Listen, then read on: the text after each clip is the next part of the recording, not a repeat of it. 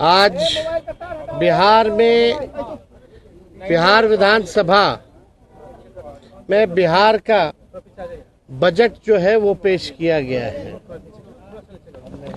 और ये सरकारी पन्नों पर झूठ और जुमलों की स्याही से लिखा हुआ भाषण जो है माननीय उप मुख्यमंत्री सम्राट चौधरी जी ने पढ़ा है, मगर इससे जमीनी सच्चाई कुछ और है, वास्तविकता कुछ और है। और पूरी तरीके से जब हम लोगों की सरकार 2015 में महागठबंधन की थी, उस जमाने से ही ये बात पुरानी बातें दोहराई गई हैं। हर ब्लॉक में स्टेडियम बनेगा। शायद इनको स्टेडियम की परिभाषा समझ में नहीं आती है। आज तक 10 सालों में या इतने सालों में आज तक जो है किसी भी प्रखंड में ढंग का स्टेडियम आज तक नहीं बना है। वही पुरानी बातें जो 5 घंटों में जो है पटना पहुंचेंगे, 4 घंटों में पहुंचेंगे, लेकिन स्थिति क्या है, पुल पुलिया टूटता रहता है, भ्रष्टाचार का भेंट चढ़ता रहता है। एक पुल मेगा जो पुल जो बन रहा है वो एक बार नहीं 3-3 बार टूटता है, फिर भी किसी पे कार्रवाई नहीं होती है। हम लोगों को बिहार की चिंता है और इन लोगों को सरकार बचाने की चिंता है। हम लोगों को लगा कि इस आखिरी बजट में जो इस मौजूदा सरकार जो एनडीए की सरकार है नीतीश कुमार जी के नेतृत्व में, ये इन लोगों का आखिरी बजट है। अब ये लोग दोबारा सत्ता में आने वाले लोग नहीं हैं। आखिरी बजट में हम लोगों ने कल मांग भी की थी कि 200 यूनिट फ्री में बिजली किया जाए, किसानों का जो ऋण है वो माफ़ किया जाए, उनको फ्री में बिजली उपलब्ध कराया जाए। माई बहन मान योजना के तहत कम से कम 65% ऐसी महिलाएं हैं जिनको खून की कमी है। बिहार प्रदेश में सबसे ज़्यादा बौनेपन के शिकार जो होते हैं बच्चे हो रहे हैं पूरे देश में। इनको कम से कम 2500 रुपया प्रति माह जो है वो दिया जाए। हम लोगों की मांग थी कि गैस सिलेंडर को जो है 500 रुपया कर दिया जाए। वृद्धा पेंशन, विधवा पेंशन, दिव्यांगों का पेंशन 400 से बढ़ा करके ये 1500 रुपये कर दे। लेकिन इसमें कहीं भी इस मौजूदा बजट में इस एनडीए की सरकार ने ध्यान नहीं दिया। लेकिन आखिर कब तक नहीं करेंगे? हम लोग हमेशा इस लड़ाई को लड़ेंगे और इनसे जो है नाक रगड़वा करके भी करवाना पड़े तो महिलाओं के खाते में उनको आर्थिक न्याय दिलवाने का काम हम लोग जरूर करेंगे। आप बताइए, 3,17,000 करोड़ का बजट इन्होंने बताया है भाई। 3,17,000 करोड़ का। टेक्निकल हम बात अगर पूछे तो सरकार को रेवेन्यू तो आ ही नहीं रहा, राजस्व तो मिल ही नहीं रहा, तो ये अचानक से 3,17,000 कैसे पहुंच गया? जब बिहार को रेवेन्यू ही नहीं आ रहा है तो ये 3,17,000 कैसे पहुंच गया? बात है कि ये इन्फ्लेटेड बजट है। बढ़ा चढ़ा करके अगर बोलना ही था तो 3 लाख क्या, ये लोग 5 लाख बोल देते हैं, 5 लाख करोड़ करेंगे। तो इसका कोई मतलब नहीं है। पिछले बार भी जो बजट में इन लोगों ने घोषणा किया था, कौन सा काम जो है इन लोगों ने पूरा करने का काम किया है? पूरी तरीके से जो है धरातल पे कुछ नहीं नजर आ रहा। 7 निश्चय की बात करते थे, 7 निश्चय का बताओ कौन सा योजना सफल है? 7 निश्चय 2 की बात करते थे, बताओ 7 निश्चय 2 की योजना कौन सी सफल है? कोई तो योजना सफल नहीं हो पा रहा। ये पूरी तरीके से बिहार के हित में ये बजट है ही नहीं।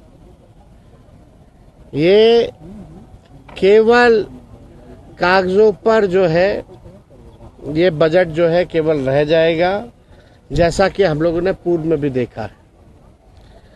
केंद्र सरकार ने धोखा दिया, बिहार के साथ सौतेला व्यवहार किया है।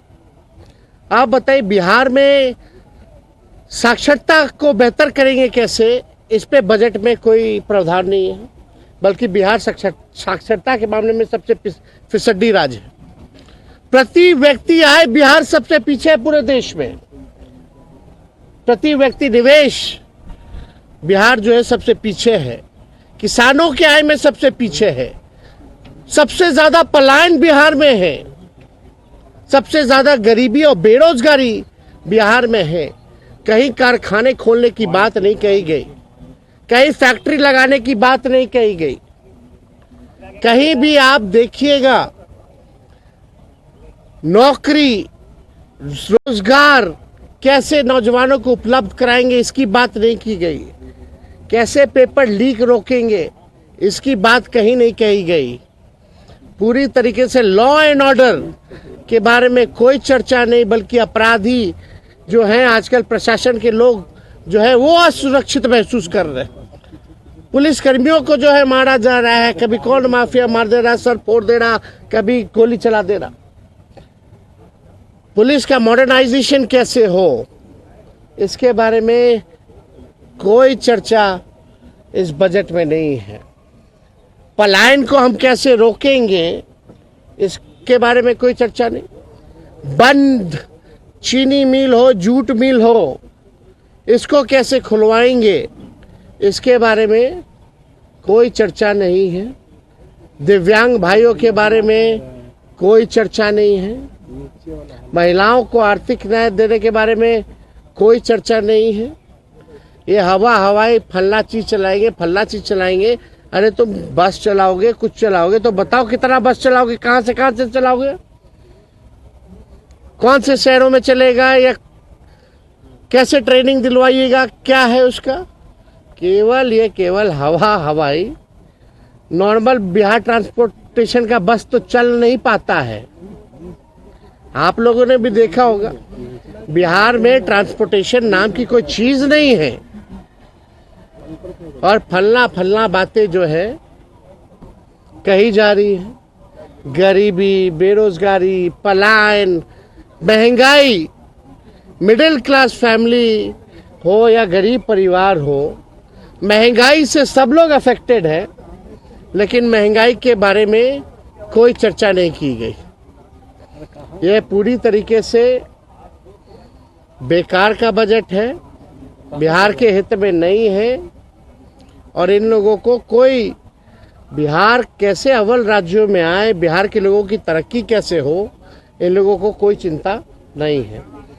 हालांकि कल हमारा इस पे डिटेल में सदन में भाषण होगा। उस भाषण में एक एक चीज का जो है इन लोगों का पोल हम लोग खोलने का काम करेंगे। झूठ का पुलिंदा चलने वाला नहीं है।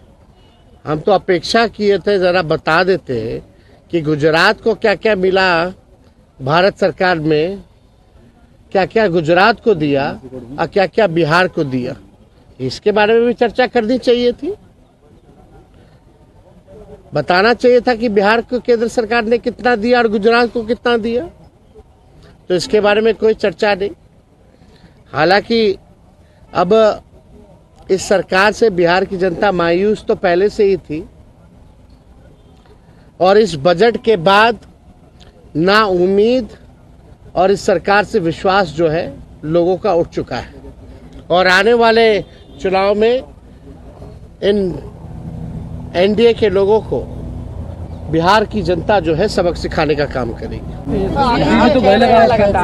जी तो पूरा गले लगा रहे हैं। महिलाओं के लिए बीजेपी ने बाकी राज्यों में फ्री बीस का ऐलान किया है। उम्मीद ये की जा रही थी कि बिहार में भी करेंगे, लेकिन आज के बजट में फ्री बीस का ऐलान है। तो आपको लगता है कि चुनाव नजदीक आएगा तब बीजेपी इस तरीके का ऐलान करेगी? भैया हम लोग लगे हुए, हमने शुरू में भी आप प्रेस कॉन्फ्रेंस में कहा और हमने कल मांग भी की थी कि अगर माई बहन मान योजना का कॉपी भी करना तो कर लीजिए। हमने डेटा भी दिया था, नेशनल हेल्थ का जो सर्वे जो हुआ था उसमें बिहार जो है महिलाओं को खून की कमियां हैं, 65% महिला बहुत बड़ा है। बच्चे जो पैदा होते हैं बौनेपन का शिकार हो जाते हैं, जो भविष्य है। महंगाई है, गरीबी है, इनको आर्थिक न्याय मिलना चाहिए। तो सरकार कितना भी कोशिश कर रहे हैं, हम लोगों को जो भी करना पड़े इन महिलाओं को आर्थिक न्याय दिलाने की, ये हम लोग हमेशा मजबूती ढंग से हम लोग जो है इस बात को मनवाएंगे। और ये लोग नहीं करेंगे तो आने वाला जो हम लोगों का सरकार होने जा रहा है, पहले महीने से ही माई बहन मान योजना, इस योजना की शुरुआत करेंगे और माताएं बहनों को 2,500 रुपया हम लोग देंगे। काफी खुश लग रहे थे सम्राट चौधरी का पीठ ठोका। भाषण खोखला था तो पीठ ठोक करके नजर उधर करना था। आपसे भी बातचीत नीतीश कुमार के इशारों में हो रही थी। अब इशारों में वो तो सबका जो जाता है उसी को बोलते हैं कि आप ही लोग है भविष्य। आपसे भी तो जो नया लोग मिलता है, नीतीश कुमार जी की आदत है, अब तो आप ही को संभालना है, अब तो आप ही को देखना है। तो ये तो आदत है। अरे पीठ ठोके ना ठोके, इससे क्या फर्क पड़ने वाला है? कोई भूले नहीं है, आपसे भी इशारों में बातचीत हुई है। क्या वो तो हर किसी को इशारा करते रहते हैं, कभी मुंह चबा चबा करके कह रहे थे। हम बोले हम पल्स खा रहे, दिखा रहे थे, हमको इशारा कर रहे थे, काय मुंह चबा रहे हो, बड़ा नोटिस कर रहे थे हम पे। फिर हमने देखा है भाई, पल्स खाना खा के आए थे, तो लंच करके आए थे, तो हम पल्स लिए हुए थे, पल्स खा रहे थे। कोई बगल के एक मंत्री जो है नाक खोद रहे थे, तो उनको भी नाक खोद करके दिखा रहे थे, कायला खोद रहे। तो ये तो मुख्यमंत्री जी की आदत है। अब इसमें नहीं, हम कहाँ कौन होते हैं भाई, हमारी हैसियत है।